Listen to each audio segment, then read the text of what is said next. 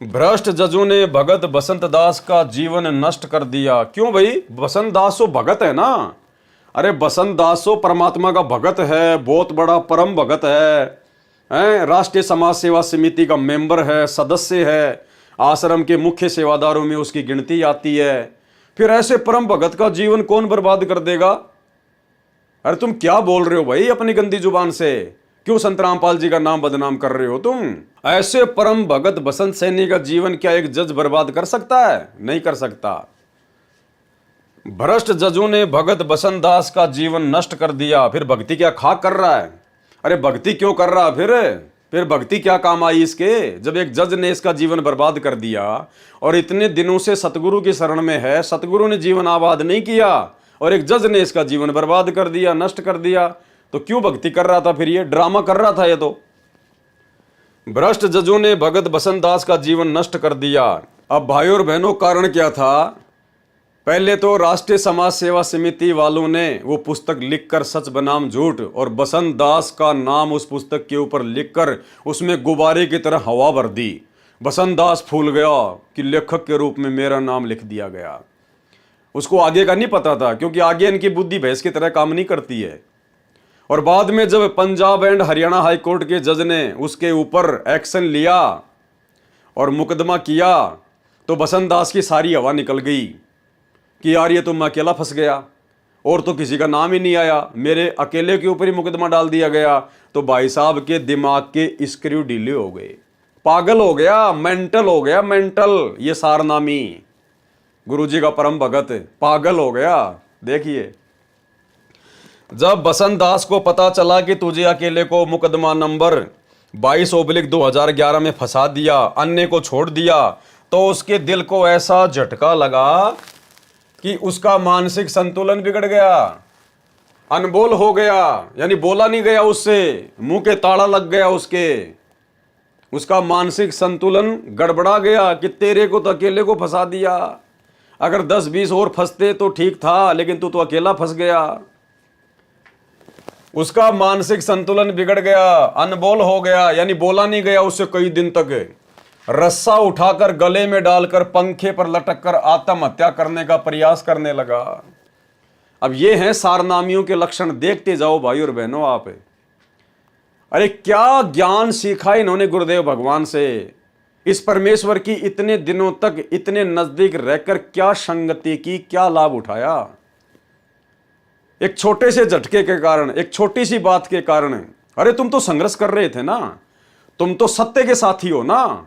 तुम लोगों ने तो कसम खाई थी कि गर्दन कटवा लेंगे, सीने पे गोलियां खा लेंगे, लेकिन हम पीछे नहीं हटेंगे, संघर्ष करेंगे, देश से भ्रष्टाचार को खत्म करेंगे। बस निकल गई सारी हवा। एक जज ने एक्शन लिया थोड़ा सा, इसका दिमाग हिल गया, मानसिक संतुलन गड़बड़ा गया और क्या करने लगा? पंखे में रस्सी डालकर फांसी लगाकर आत्महत्या करने का प्रयास करने लगा। ये सारनामियों के लक्षण है भाई और बहनों। देख लो आप इन आश्रमों में जा जाकर जिन लोगों की कुसंगति कर रहे हो ना, ये उनका आचरण है। ये वही बसंत सैनी है, गांव गांधरा, जिला रोहतक, हरियाणा वाला, जो धनाना आश्रम में सार शब्द की परीक्षा लेता है, जो आप लोगों को सार शब्द देता है। ये वही बसंत सैनी है जो पंखे से लटक कर आत्महत्या करने का प्रयास कर रहा था उस समय। फिर क्या ज्ञान समझा इसने? क्या इसको अपने गुरुदेव भगवान पर विश्वास है? भाई और बहनों, परमात्मा तो कहते हैं कि आत्महत्या करने वाला तो कायर होता है, कायर। मालिक कहते हैं नर नारायण दे पाए कर, और फिर तू फिर 84 जाई।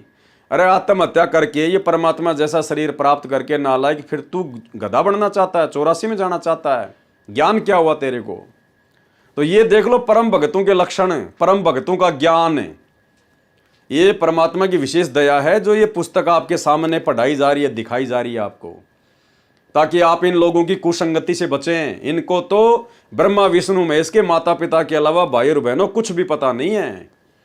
ये दुखी आत्माएं थी, परमात्मा की शरण में आते इनको सौ सुख मिल गए, ज्ञान से कोसों दूर रहे, अपनी मान बढ़ाई में आ गए, मनमानियां करने लगे, परमात्मा के आशीर्वाद से दूर हो गए, और अंत में फिर यही होगा इनके साथ, और क्या होगा। अरे भक्ति मार्ग पर हम भगत बनने के लिए जुड़े, अपने आत्म कल्याण के लिए जुड़े। देश दुनिया को सुधारने का ठेका हमारा नहीं है। अगर हम भगतों ने देश दुनिया सुधार दी, पहली बात तो आप और हमारी कोई औकात नहीं, कोई हमारा वजूद नहीं। और यदि हम लोगों ने ही देश दुनिया सुधार दी अपनी तरफ से कार्य करके, जिस प्रकार ये राष्ट्रीय समाज सेवा समिति ने ठेका ले रखा था भ्रष्टाचार मुक्त भारत बनाने का, अगर हम भगतों ने ही अगर देश दुनिया सुधार दी तो सतलोक से आए हुए इस परमात्मा को कौन परमात्मा मानेगा? फिर तो हम ना परमात्मा बन जाएंगे भगत ही। तो भाई और बहनों, समर्थ का काम उसी को साजे और करे तो मूर्ख बाजे। अचिंत ने जो गलती की थी सृष्टि रचना के समय, उससे भी बड़ी गलतियां यहां सतलोक आश्रम मैनेजमेंट हरियाणा ने की हैं, कर चुके हैं। अब सोचिए इनको क्या खामियाजा भुगतना पड़ेगा, क्या परिणाम भोगने पड़ेंगे इन लोगों को आने वाले समय में। उसका मानसिक संतुलन बिगड़ गया, अनबोल हो गया, रस्सा उठाकर गले में डालकर पंखे पर लटक कर आत्महत्या का प्रयास करने लगा। उसका इलाज PGIMS रोहतक कराया जाने लगा।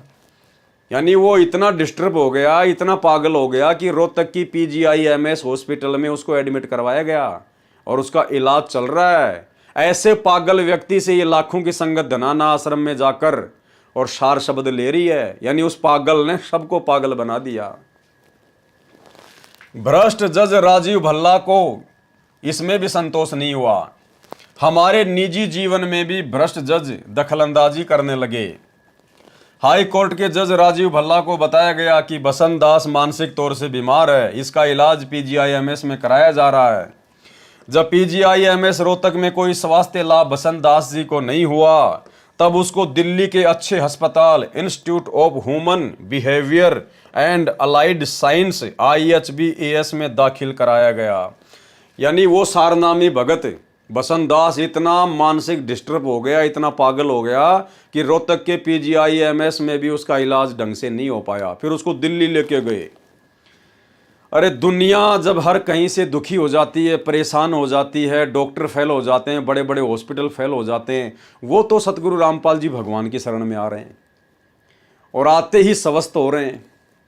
और ये अच्छे खासे भगत सारनामी ये पागल हो रहे हैं और इनका हॉस्पिटलों में इलाज नहीं हो रहा और ये आगे से आगे हॉस्पिटलों में भागे जा रहे हैं। सतगुरु के पास कोई नहीं आ रहा।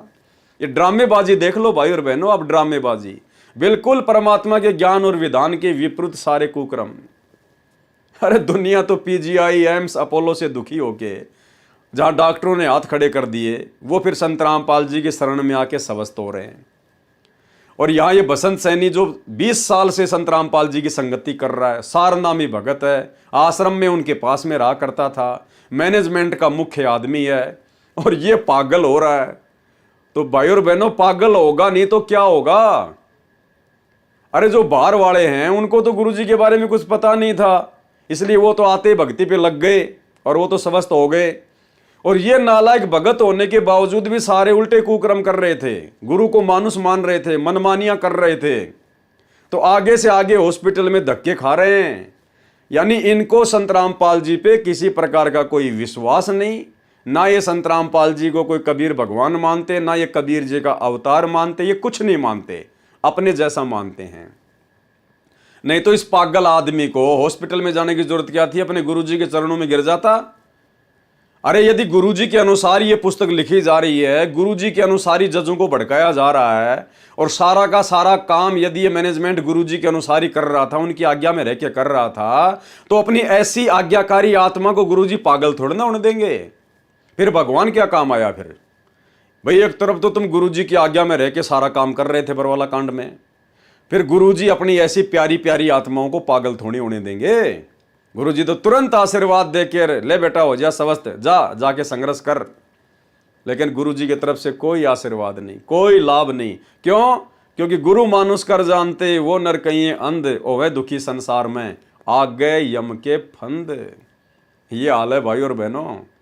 आप किन कुपात्रों की कुसंगति कर रहे हो? गुरुदेव का आशीर्वाद जिनके आसपास भी नहीं है।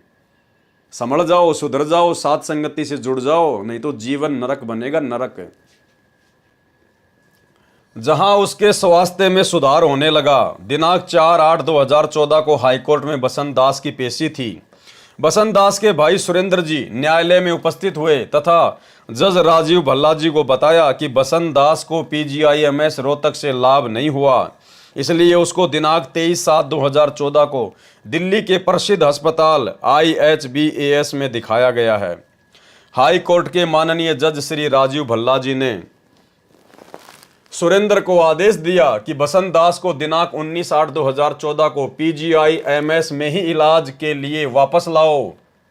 जज महोदय को बताया गया कि हम बसंत दास जी का IHBAS सरकारी अस्पताल में इलाज करा रहे हैं। जज राजीव भल्ला चिल्ला कर बोला कि तुम कोर्ट की आज्ञा का पालन नहीं करते हो, PGIMS रोहतक में ही दिखाओ। बसंत दास के भाई सुरेंद्र ने कहा कि हमने अपने भाई का जीवन देखना है। जज के सामने क्या कहा बसंत दास के भाई सुरेंद्र ने कि नहीं, हमने तो अपने भाई का जीवन देखना है, हम उसका इलाज दिल्ली में ही करवाएंगे। फिर जज ने ढंग से डांट मारी, फिर 2 मिनट में सरेंडर हो गया। बोला ठीक है साहब, ले आएंगे उनको। बसंत दास के भाई सुरेंद्र ने कहा कि हमने अपने भाई का जीवन देखना है। यह कहने के बाद तो जज राजीव भल्ला जी का पारा चढ़ गया। कहा कि तुम खुद जज बन गए हो, खुद ही वकील बन गए हो, मैं जो कहता हूं वही करो। उसके बाद में फिर क्या किया सुरेंद्र जी ने, भ्रष्ट जजों उर्फ जल्लादों के डर से, भाषा देखना आप इनकी भाई और बहनों, भ्रष्ट जजों उर्फ जल्लादों के डर से कोर्ट के आदेश अनुसार बसंत जी को दिनांक 19/8/2014 को PGIMS रोहतक अस्पताल में ले जाया गया। डांट पड़ते ही ले आए वापस उसको वहीं रोहतक में। डॉक्टर ने कोर्ट का आदेश देखकर बसंत जी को दाखिल कर लिया। दिनांक 19/8/2014 से दिनांक 28/8/2014 तक बसंत की स्थिति अधिक बिगड़ गई। वह दिनांक 28/8/2014 को PGIMS रोहतक से अचानक चला गया। उसको खोजा जा रहा है। भाग गया पागल होके। देख लो भाई और बहनों, मतलब कॉमेडी भी कर रहे हैं साथ साथ में ये लोग।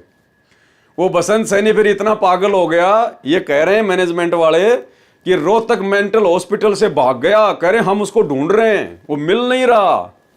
अरे ऐसे पागल व्यक्ति से आप लोगों ने धनाना आश्रम में सार शब्द ले लिया। अरे क्या बनेगी आप लोगों के साथ में। यदि बसंत दास को कुछ हो गया तो जल्लाद उर्फ जज राजीव भल्ला जिम्मेदार होगा। जज क्यों जिम्मेदार होगा भाई, कुकर्म करो तुम। ये सारी बातें हमने विजय को झज्जर जेल से दिनांक 15/3/2014 को जमानत होने पर बताई। ये कौन विजय है? ये वही विजय है जिसने करोथा कांड का रहस्य नामक पुस्तक लिखी थी। ये है वो विजय, ये भी पागल बन के घूम रहा है। यह सारी बातें हमने विजय को झज्जर जेल से दिनांक 15/3/2014 को जमानत होने पर बताई, जो दिनांक 6/3/2014 से 15/3/2014 तक झज्जर जेल में अन्य केस में था। यह बात सुनकर विजय ज्यादा तनाव में आ गया, जिसको 30/3/2014 को पागल वार्ड PGIMS रोहतक में दाखिल करवाना पड़ा। ये सतगुरु रामपाल जी परमेश्वर जी के बड़े बड़े समझे जाने वाले परम भक्तों के आचरण है, उनके लक्षण हैं। पागल हो रहे सारे के सारे धीरे धीरे। मनमान आचरण करेंगे, गुरु को मानुष मानेंगे, अपनी तरफ से अधिक व्यवस्था करेंगे तो और क्या होगा भाई और बहनों। आप और हमने शिक्षा लेनी है निकट भविष्य में। ये पुस्तक पढ़ के हम फालतू में समय बर्बाद नहीं कर रहे। हमने शिक्षा लेनी है कि गुरु को मानुष मानकर जो घटिया कर्म हमसे पहले इन बड़े बड़े समझे जाने वाले भक्तों ने किए हैं और जिसका नतीजा ये भोग रहे हैं, पागल बन के घूम रहे हैं, पागल बन के सतगुरु रामपाल जी के सारनामी भगत होने के बावजूद भी पागल बन के घूम रहे हैं। तो कहां इनके साथ में गुरु जी का आशीर्वाद है, कहां इनके भक्ति काम आ रही है। यह बात सुनकर विजय ज्यादा तनाव में आ गया, जिसको 30/3/2014 को पागल वार्ड PGIMS रोहतक में दाखिल करवाना पड़ा। उसने कई बार आत्महत्या करने की कोशिश की। इसने भी कई बार सुसाइड करने का प्रयास किया, आत्महत्या करने का प्रयास किया। बताओ अब भाई और बहनों, ये कहां से नित्य नियम करते होंगे, कहां ये मंत्र करते होंगे, कहां ये सत्संग सुनते होंगे।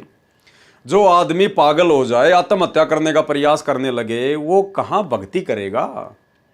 और ऐसे पागलों को हम परम भगत मान के और इनकी कुसंगति में पड़े हुए थे, और आज भी उन्हीं पागलों की कुसंगति में पड़े हुए हैं, जिनमें से कुछ तो पागल हो चुके हैं, बाकी का नंबर आना भी बाकी है। तथा इसी तनाव के कारण वह PGIMS रोहतक से दिनांक 31/3/2014 को पता नहीं कहां चला गया। वो भी बसंत सैनी की तरह भाग गया पागल वार्ड से। वो विजय भी भाग गया और कह रहे पता नहीं कहां चला गया। ये हाल है संत रामपाल जी के परम भक्तों के, सतलोक आश्रम मैनेजमेंट हरियाणा वालों के, जिसको जमानती तथा घर वाले तलाश कर रहे हैं। उसको ढूंढ रहा है, उसका जमानती भी ढूंढ रहा है उसको, उसके घर वाले भी ढूंढ रहे हैं। अगर उसके साथ कोई अनहोनी होती है तो उसका जिम्मेदार माननीय सेशन जज सुशील कुमार गुप्ता होगा, तुम्हारे कहने से नहीं होता कोई। ये सभी बातें हमने समाज सेवा समिति के मुख्य सदस्यों को बताई। पूरे भारतवर्ष में समाज सेवा समिति के लगभग 10 लाख सदस्य हैं। अरे बार बार 10 लाख सदस्य, 10 लाख सदस्य, तुमने क्या उखाड़ लिया उन जजों का? 10 लाख सदस्यों ने, तुमने केवल बरवाला कांड करवाना था, काल प्रेरणा से वो करवा दिया। अब तुम अपना धर्म को धंधा बना के आश्रमों में बढ़िया ज्योति पाठ और दान का पैसा लूट रहे हो। तुम्हारा बाप जेल में दुख भोग रहा है और तुम लड्डू जलेबी बर्फी खा रहे हो। बस ये था तुम्हारा टारगेट, इसके अलावा कुछ भी नहीं था। 10 लाख सदस्य, 10 लाख सदस्य, क्या उखाड़ लिया तुम लोगों ने भाई?